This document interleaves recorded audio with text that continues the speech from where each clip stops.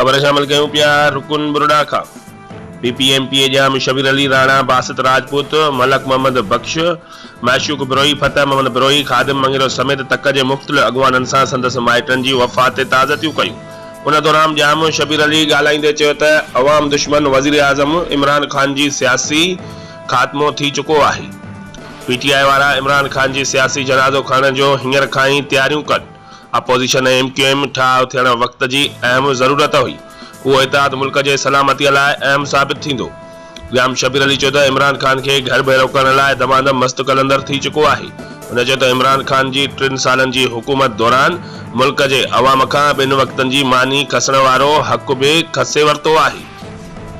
जाम शबीर अली चयो त असांजे ख़ानदान ज़िले जे अवाम जी केतिरी ख़िदमत कई आहे उहा ज़िले जा माण्हू बहितर ॿुधाए सघनि था। रिपोर्ट करण लाइ जान मोहम्मद ابڙو बे न्यूज़ रुकन ॿरड़ा।